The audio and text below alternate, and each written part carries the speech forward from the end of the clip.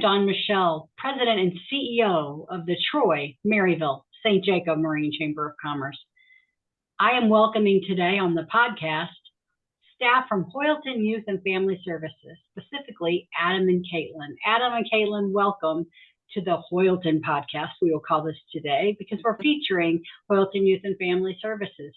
Caitlin, tell us a little bit about the Hoyleton Youth. Let's start with that, and then we'll go with Family Services.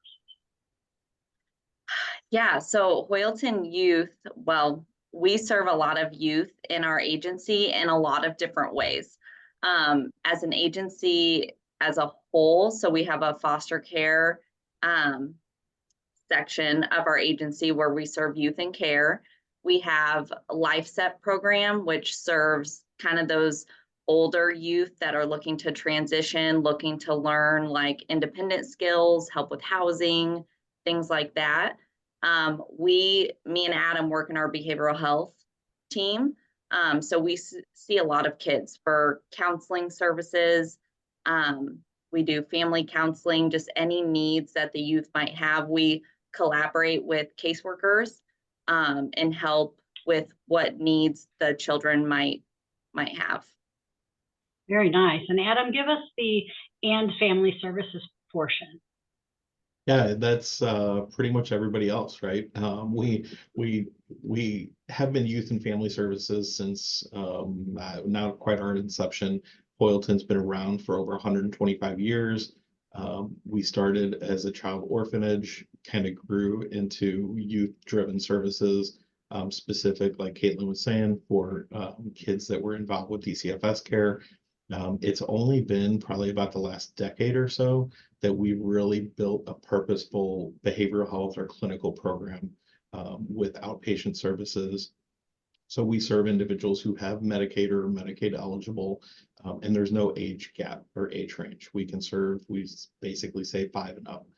So we do see adults, maybe without kids. We do, like Caitlin said, we provide therapy for families, even couples counseling. We really try to focus on meeting people where they are and what they need from us as far as our service delivery array that we have. So behavioral health, we cover everything from outpatient services. We do community counseling. So we'll meet literally when we say we'll meet you where you are. We do in-home counseling. We have community-based mental health case management. We have wraparound programs and services, including the Pathways to Success. So it really is an all-encompassing approach to care that we try to focus on. I want to talk about, though, mental health stigma, because it's out there. And sometimes people think, oh, I don't need it, or, oh, that's for people who have mental health issues. Talk about the stigma and maybe how far it's come, because as far as I'm concerned, the younger generation gets it. And they understand that, we need to help all of us, a whole body here. Talk about what the stigma is and maybe how people can think beyond that. What comes to mind for me is sometimes when we do get families in the door, like a group, if it's working with foster parents, bio parents, the child, usually there might be some sort of stigma related to the services we're providing, like, oh, my kid's not that bad, they don't need this, or fear of judgment in the community for getting those services. And like with Adam said, meeting the clients where they're at, it's so important when we're working with kids to ask them where they want to be met with that. Because sometimes it's easy to see them in school, but we've had a lot of kids that will say, you know what, like, can you not come to my school? I don't want the other kids seeing me pulled out. So yes, it has improved. I think we've done a lot of work to kind of, break some barriers with the stigma of mental health. But I think it's still there of, fear of judgment. I think part of our role whenever we encounter that is to provide that psychoeducation about mental health, and that you don't necessarily need to come into therapy with a problem. Right. It could just be you want to take care of your mental health and you want to continue being well. So it's just someone to talk to every week to kind of maintain that for you, or it could be having a small issue, or it could be a big issue. But we talk to a lot of people in the community just to provide that education about mental health, and what therapy is, because sometimes it seems scary. And people have these expectations based on like movies or whatever you see out in the world about therapy. So it's helpful actually meeting some of the people that provide these services, and to recognize it's not as scary as what we might think it is. Takes Yeah, a lot and of guts to make that first call. I mean, for Yes. some people, it absolutely does. And I think from the other side, if we hear someone going, to not judge them, and you have an intake. So I don't know anything about in mental health, let's say, and what I need, but I know I'm having some problems. Tell me about that process. Do I just pick up the phone and call somebody? yeah, it really is that simple. And when we say simple, we know it's not simple, right? I mean, when we talk about the stigma tied to it, and to expand on what Caitlin was saying, the the resistance comes from so many different areas. So many people still think, oh, if you're seeing a counselor or you're seeing a doc or you're on medication for this, that, or the other, that's a sign of weakness. And everything that I've seen and everybody that I've worked with through my own counseling, I feel like it is the opposite of weakness. It is an ability to reflect on, I can't do this alone. And we know nobody can do life alone. I mean, we are a belonging society. We're the human race. We need people and connection to thrive. The more, and what we've seen, not to get off on a tangent, but like what we've seen from COVID is there are some good things and some bad things that have come from it. Most of the bad is the isolation, Yeah. all of the stuff tied to the physical health aspects of COVID. Not to Well, I say can there's tell good you, that's I'm come a out of big it. advocate of mental health, a counseling, helping, medication, and I talk about it. I'll talk about in public that I go to a counselor and that I'm on Adderall, and you will see some people cringe, like, I can't believe you said that. And I want to be that person out there going, it's okay, look at me, because I wouldn't be this way, I guarantee you, without what I'm getting. And so I encourage people to step out. Let's talk about confidentiality, because I think one of the misconceptions is that you can tell people what you hear at the counseling session or in the group session, and I know that that's huge. That's huge for you guys. As far like respecting people's Yeah, confidentiality. yeah, Absolutely.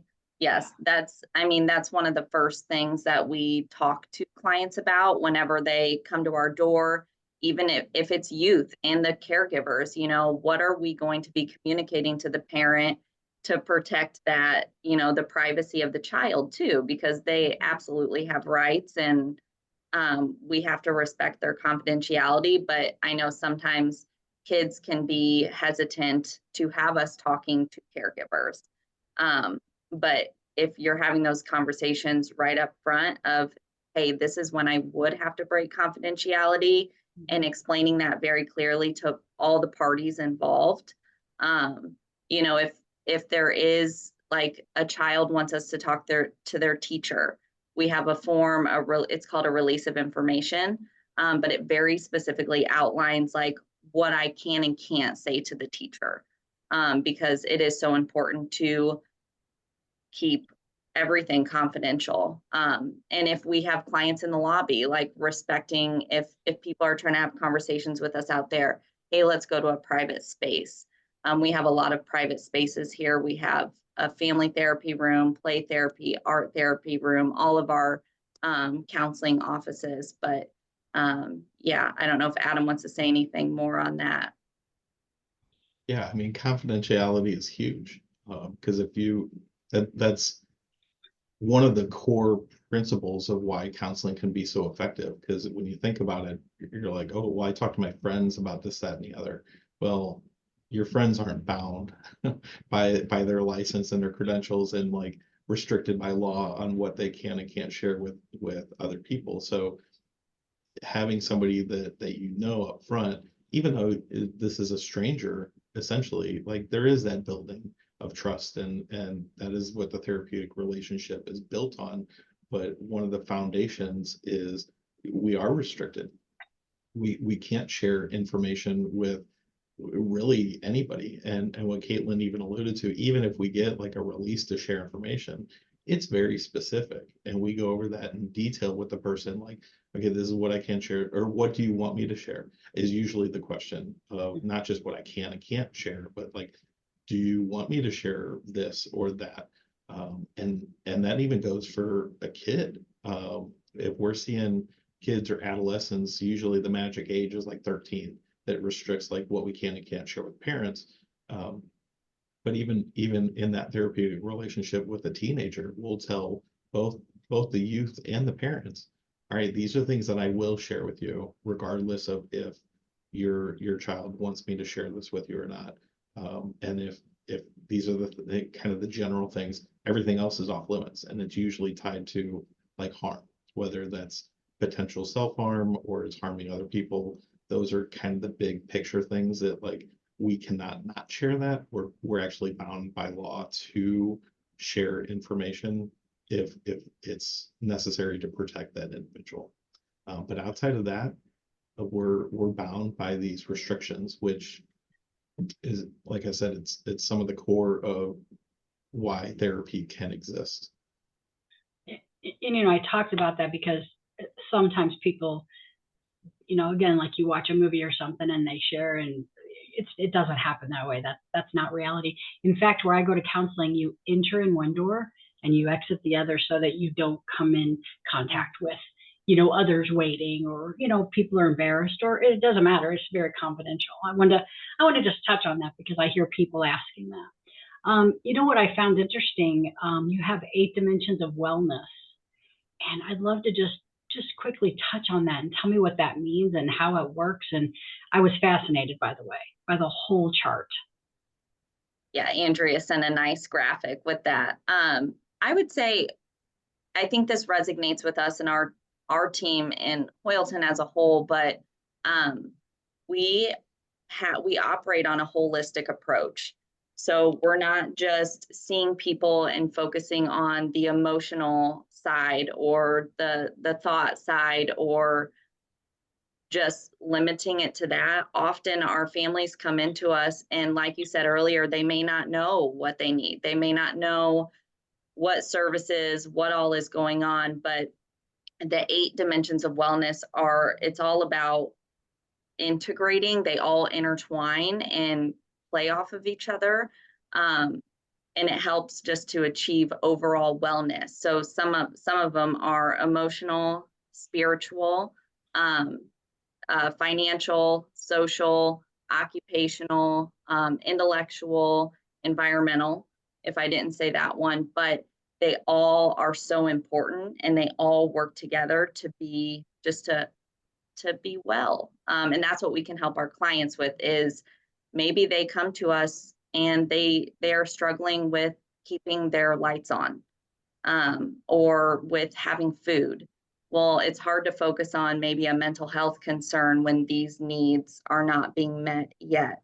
So how can we work with our families to make sure we're helping them with all of these areas? Because it's so important in overall having a healthy mental health state. And just probably another one, because I do think you missed it, Caitlin, by accident, was physical. And Yes. and really the point I wanted to chime in with this to build on what Caitlin was saying is mental health care is healthcare. And that is where I think stigma has started, the ball rolling to make some change with general population. More people are seeing and thinking that mental health care is healthcare. It's not this separate entity that, okay, we're going to go to this person who's going to treat, your mind, and then we're going to go to your primary care doc who's going to treat your body. Everybody in the medical field, the behavioral health field, is recognizing these things aren't working separately. What's going on with your physical health will affect your mental health, and vice versa. What's going on with your mental health is going to affect your physical health. Not potentially, it will. There's plenty of evidence to show the link that we have with how we're thinking, how our emotions are affecting us, and vice versa, and how our body and physical state is affecting our emotions and mental health.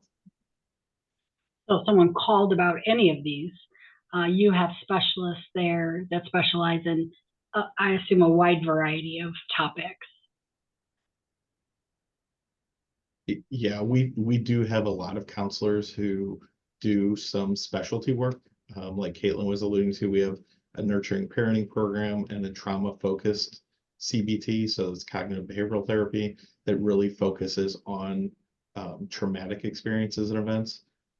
And then we have other families and their therapists. So we have some marriage and family therapists.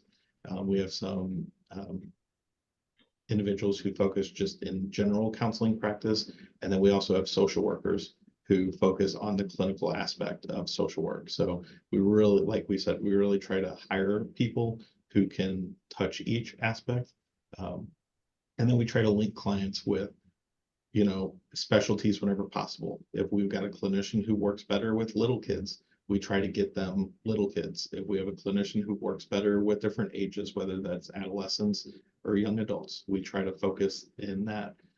And then we also have a couple of clinicians who have gone through EMDR training, which is a specific counseling practice intervention for individuals who have experienced serious trauma. And it's a sensory therapy that helps to reprogram the mind and how that person experiences that trauma, or if they have flashbacks, things that are tied to the traumatic experience, so that they can essentially reset and reprogram, so that then they can use healthy interventions when things affect them or trigger them.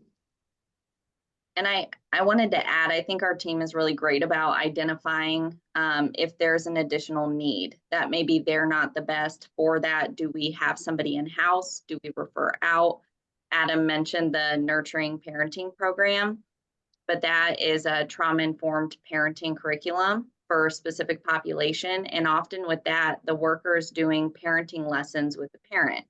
Well, they might also need mental health counseling. So then we link them up with one of our therapists. So then that parent educator and therapist are working collaboratively with the client. And then often there might be other needs, and we hook them up with our family support specialists that can help with housing, budgeting, help with power bills and things like that. So we're wrapping up the clients, and we often collaborate in that way when working. And that's all, I mean, we're hitting the 8 dimensions of wellness, looking at clients in a holistic lens. And I think they come with one problem, and then you see additional ways that you can assist. There are other resources out there, whether it's Hoyleton or whether you find them somewhere. Right. And sometimes people don't know, what they need. Anything else to add to today's? You guys are wonderful, by the way, a wonderful podcast, because I think that if this helps one person, but I think it's going to help more. I do have one question. How do we pay for your services? So Hoyleton is a Medicaid agency. So unfortunately, the population that we serve is Medicaid or Medicaid eligible. We unfortunately don't have anything else set up yet. We are making steps because, again, we've just started our behavioral health program less than 10 years ago. So there's a lot of building and growing. If somebody does have private insurance, so like the Blue Cross Blue Shield, United Healthcare of the world, I would definitely advise them to call their insurance company to see who's in network, and also ask their friends, because sometimes the best referrals are people that you know, because again, you're calling up a stranger saying, hey, I want to talk to you about counseling. And some of the best advice that I could give people is, as an individual seeking out services, just like you would with your doctors, get second opinions. Do interview your therapist. If your therapist that you're seeing isn't okay with you asking them questions, you might want to find somebody that is, if that's what you need, because any therapist that I know that is reputable would not have any problem answering any questions, or saying, all right, I can't, if it's something personal, they might not be able to answer it, but they should be able to tell you that, because it is a relationship that you're going to be building. So it's really important to find those resources. Now, if you don't have Medicaid, you don't know, and you're seeking services, you can definitely call Hoyleton. If we can't provide those services, we can try to link you up with somebody who might be able to get you, or at least give you some resources on where you might be able to go. That's Yeah. wonderful. We do have a few like contracts. So the nurturing parenting and trauma focused cognitive behavioral therapy, that is through the Family First Act with the state. So we have contracts if you meet a certain population and are looking for specific interventions like that, we do have those available. So again, yeah, just calling and reaching out and asking, and we can help maybe guide in the right direction. And we also have some chamber members, a couple that offer the counseling. I think it's a great balance. So if you have Medicaid, you have an option. If you have insurance, you have an option. If you're self-pay, you have an option. That's wonderful. Where are you located? Would someone just stop by, or do you think they should call first? I would probably say calling first would be best. Because we're a service delivery agency, we can't really like give tour, like you wouldn't be able to check in with somebody until we were able to get information on if you were going to be able to receive services or not. So I would definitely call our main number, which we can share that with Dawn with you at the end, if you want to post that or add that to the podcast. I will. That's And the probably website is very good, by the way. Yeah, Um, Hoyleton, it's just Hoyleton.org, Yeah. is a really good link to be able to see all the different services and programs that we have. And then that also has our phone number that you can reach out to us.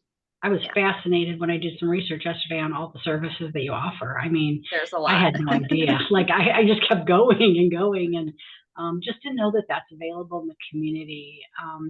So parents, anyone who hears this podcast that's interested, we're going to have the contact information below. Kaylin, Adam, you guys were fantastic today. You did a great job marketing Hoyleton Youth and Family Services. I hope everyone has a fantastic mental health day, correct? Thank you, guys. Thank Thank you. you.